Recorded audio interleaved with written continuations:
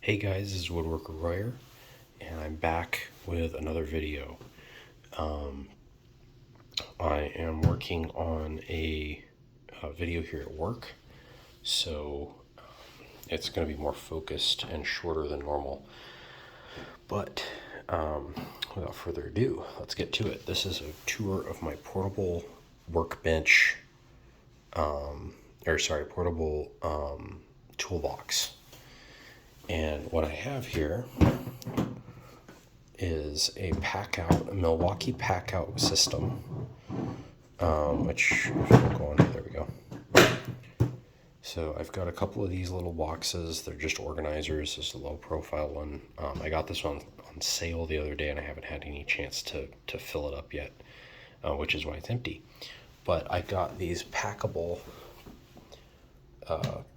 part pieces here. Got one on this side. Any of the narrow boxes will fit on this. I don't think the full-size ones will because of that. There's another one, I forget what company makes it, that has this offset to one side or the other. I think you could put a full-size one on there. Not really sure why you'd want to do that, but it is possible.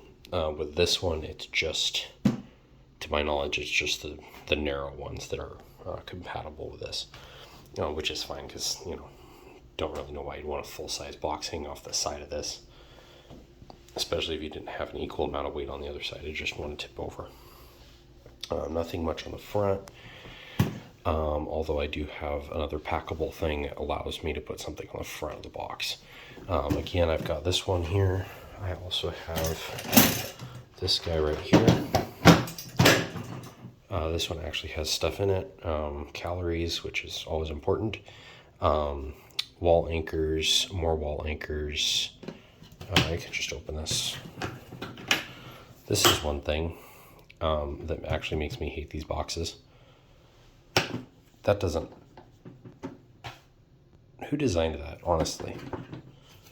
I have to, physically move it over. It doesn't just flop over. That's a dumb design. They should have put the latch in the front or something, which would have interfered with this, but I don't know.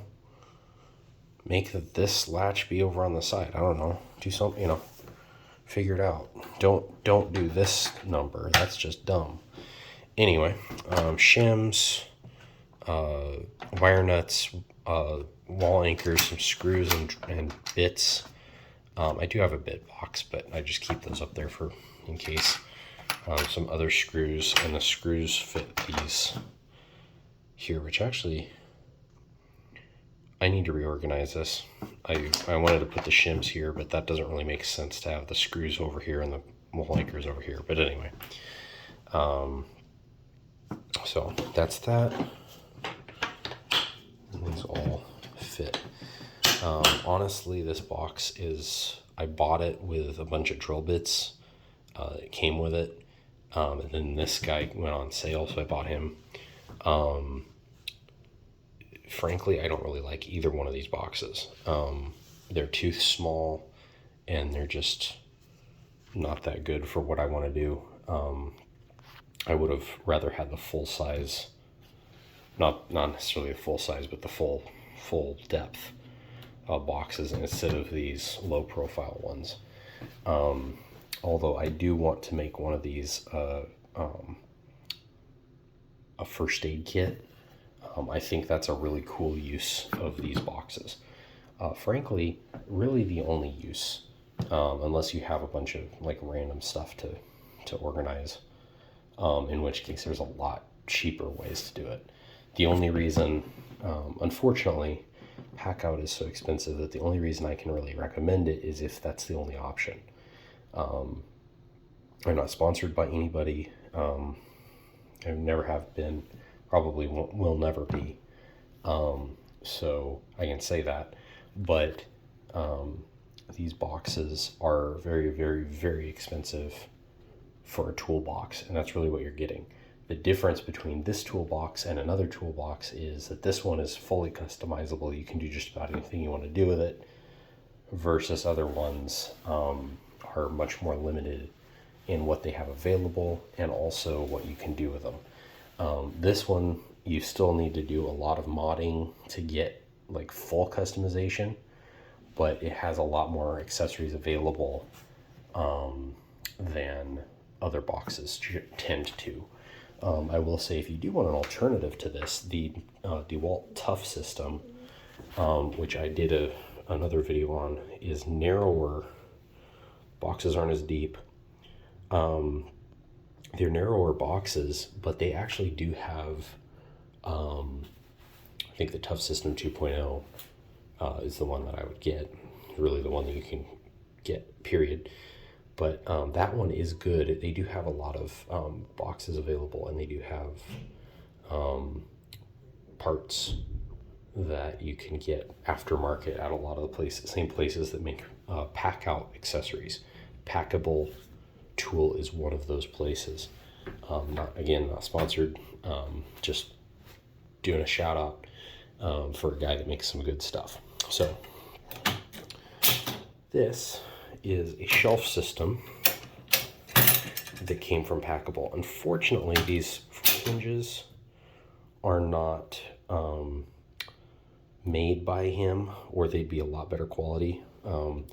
They are sold by him for, frankly, kind of an expensive price, but again, it's pack out, so par for the course. They are pretty nice though. They've got a little lever down here. You do press, and that will drop it down. I always have to do this side and then this side. They are separate. You could do a mod to make it one button to do the whole thing, but honestly, that's not hard. I've got another one of these things. Now the beauty of this one is I can do this number, and now I have a table. I actually want to fit this so that it can go this direction, and I will keep it there permanently probably, but I haven't gotten around to building a little table to go on this, nor any of the other stuff that I have to do, which would be, like to build it so that it can actually clip on there or anything like that. So I have to do that, but that's another accessory that I have. In fact, we're going to use that accessory because I have these here. This can hold, this one's empty, but it can hold both of those. It's very stable. They're well designed hinges. They're just not quite as durable as I would like, especially for $50. Now, if you were here, you'd be being assaulted by the smell of Ballistol from this drill that I just finished restoring the other night, so it still stinks. That stuff, it kind of smells like licorice sometimes, and other times it just smells rank. And right now it smells rank. Most of the time it smells rank. There's very few times that I've actually smelled licorice, and most of the time it just smells bad. So a lot of this is the same as it was in previous episodes or iterations of toolboxes, tool bags, tool totes, etc. However, I'm going to go over it again. So leads to go direct, to test the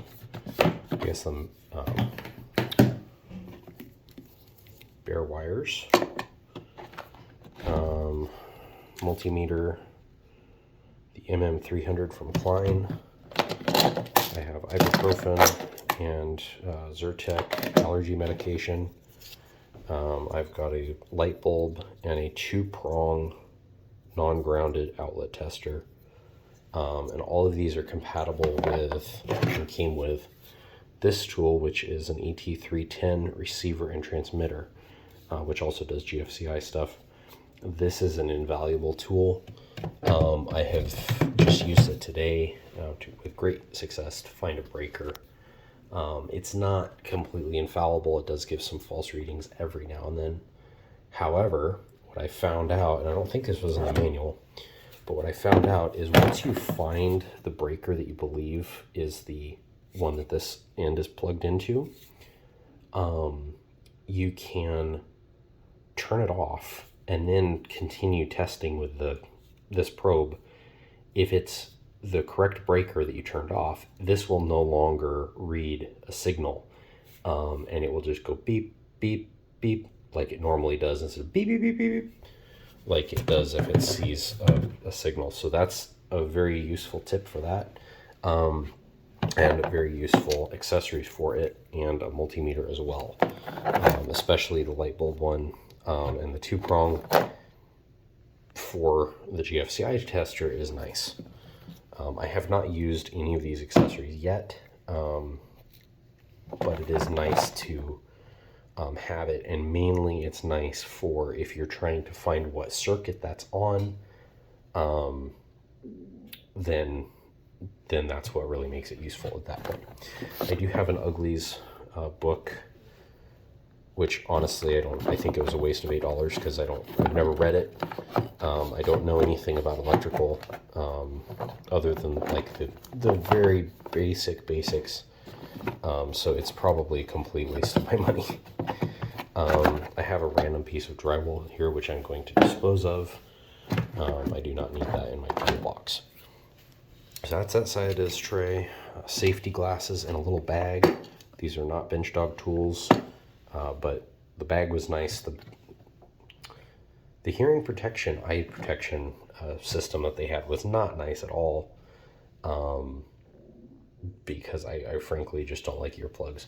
And these safety glasses that I have now have narrow earpieces, much like these 3M ones, which I will say are peeling, to say the least. Don't know why, but anyway. Husky work light, a handyman ratcheting screwdriver deal, which I'm going to retire because it's just not that useful. The egg beater drill is compatible with modern bits. This is not. This has to have a specialty bit, and I have a ratcheting screwdriver, so there's like no functionality on this that I need, and I don't encounter any common screws that are that big of a deal, I guess. Phoenix, what is it, PD36, I think, PD36R flashlight, which needs to be charged. I need to get the wireless charger for this, because the normal charging system is to actually open this up and plug a USB into that, and I've heard that will, if this breaks off or anything like that, that ruins the waterproofing system, even though it is fairly water resistant anyway, I think. That just adds an extra layer, makes it more waterproof, and breaking that breaks that. So this is another Husky. This is their headlamp. This is a really good headlamp. I use that over my Energizer ones, which are also really good headlamps, but just not as good. I'm just gonna scoot this one here. Cart. Okay. Milwaukee bit case, and I'll just grab this at the same time. This is new. This is one of the things that came with that small pack out, and I've put all my normal bits in here. These are the ones I use on a regular basis. There are literally 5. Phillips, number, or what is it, 2.5 millimeter, 3 millimeter, and number 25 security Torx, with an 1/8 inch, 7/64 I can run across as well, but 1/8 inch and 7/64 are more rare. Number 3 Phillips, obviously. There's a number 8 Torx, which I come across, and then 1/4 and 5/16 nut driver. And that's really all I use. Oh, and the common as well, but I have a screwdriver that's basically dedicated to that. Over here I've got this bit driver, extension rather, bit holder, and bit specifically for towel racks. It's a T8, and that's all I ever use that on, really. And so I just leave it in this good Makita bit holder that locks it in there. This DeWalt bit holder here, or nut driver, is flippable. You've got 1/4 inch on this side, 5/16. You just pull it off, flip it around. It's a small flip socket is what it amounts to. Number 3 Phillips, a couple of 2-inch commons, which are sadly still common. I hate slotted screws. An extra bit holder here just because it came with a kit, and I was like, hey, throw it in there. A 1/4 inch center punch. That's not used all the time, but it is nice to have. A bunch of Phillips up here that are new, mainly the PR Phillips recessed, I think is what it stands for. Bits that are capable of going deeper into screws. So if they're a little bit stripped out, or it's not quite getting a good fit with a normal bit, these help with that. And I've generally liked these bits better.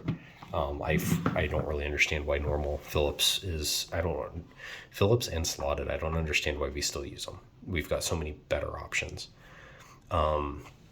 Square drive, more Phillips. We've got more Phillips up here, which is kind of redundant. More Torx, a complete set of Torx. Not really complete. There's bigger and there's smaller, I think, but complete normal set, and then a complete set of commons. Again, I don't use common all that often, but when I do, you really need to have a whole set of it.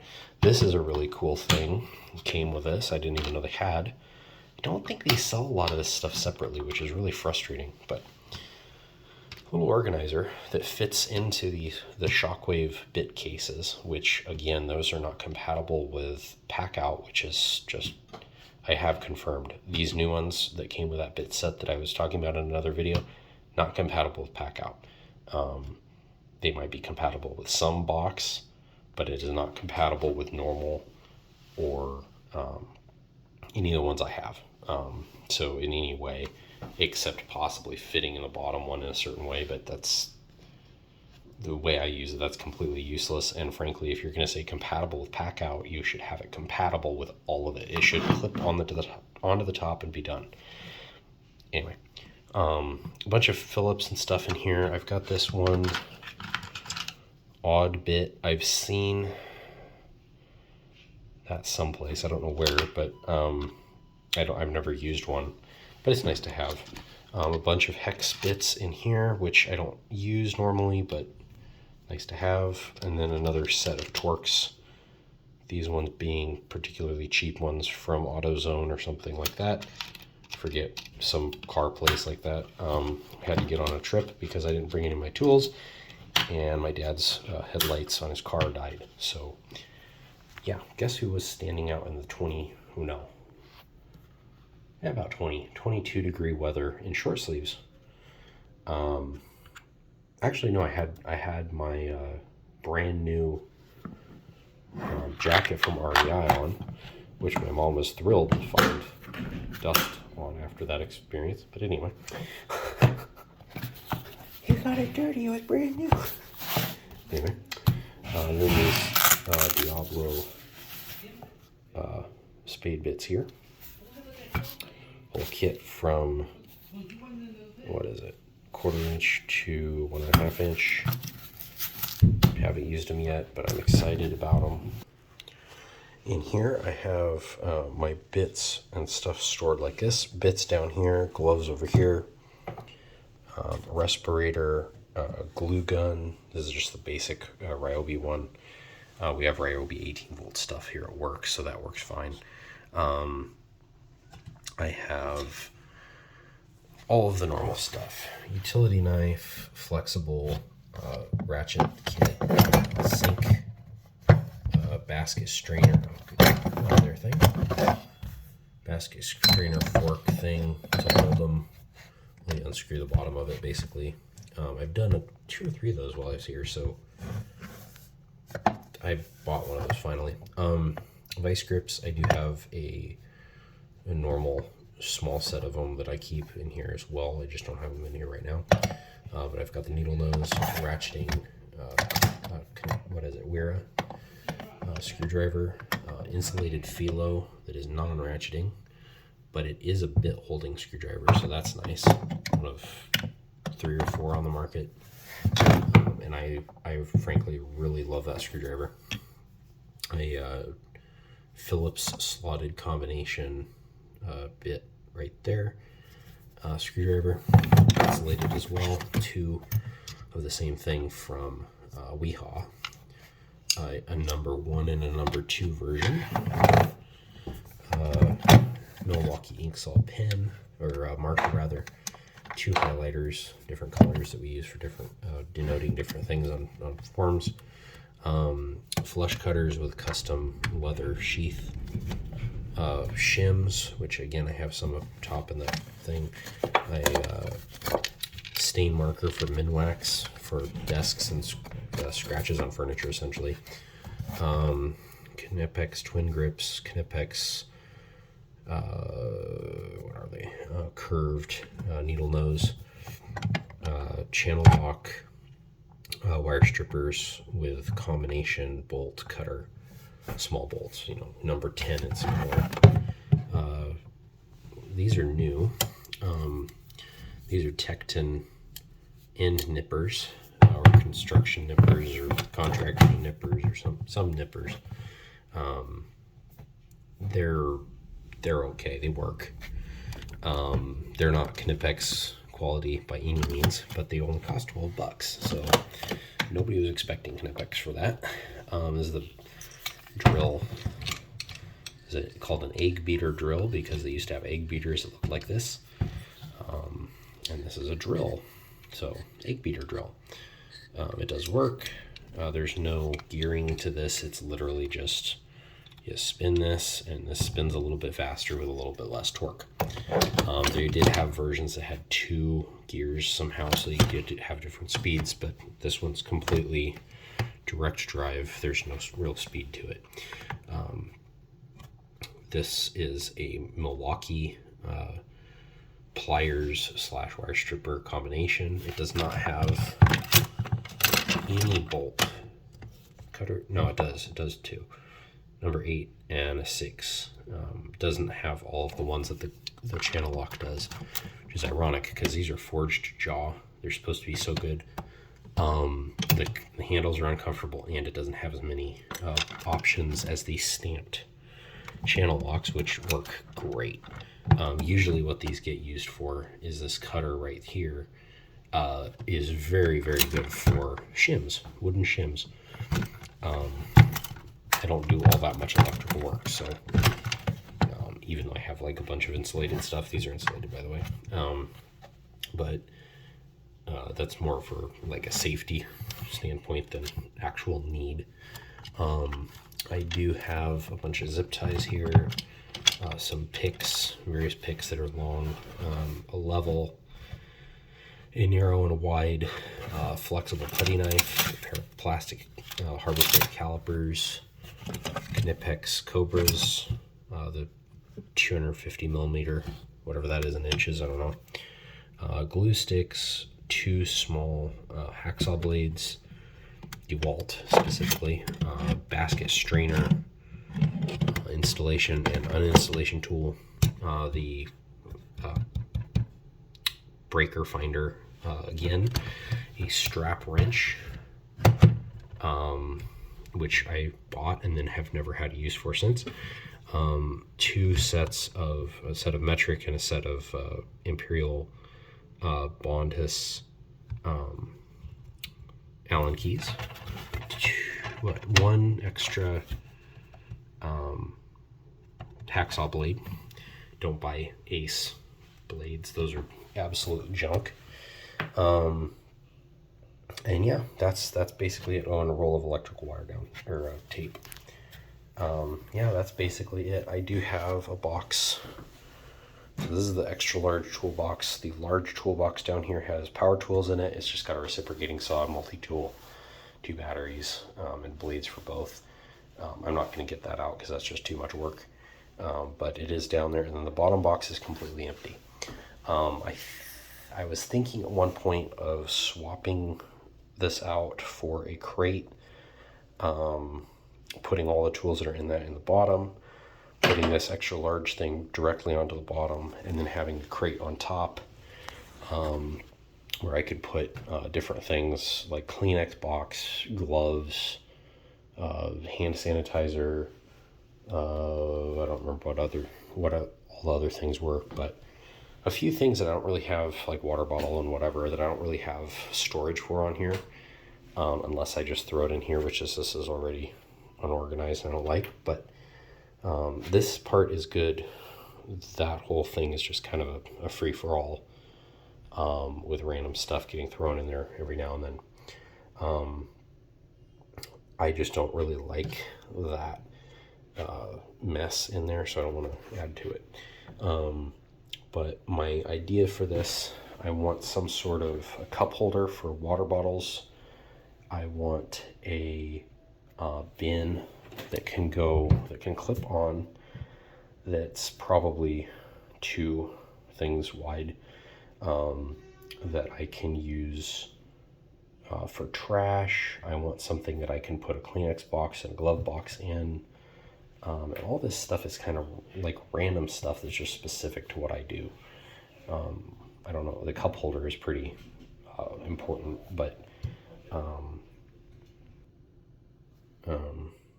it, the holding a box of gloves, that kind of thing, that's not really anything that normal people need out of a pack out toolbox, which is why it's not really been built. And also because those glove boxes are all different sizes.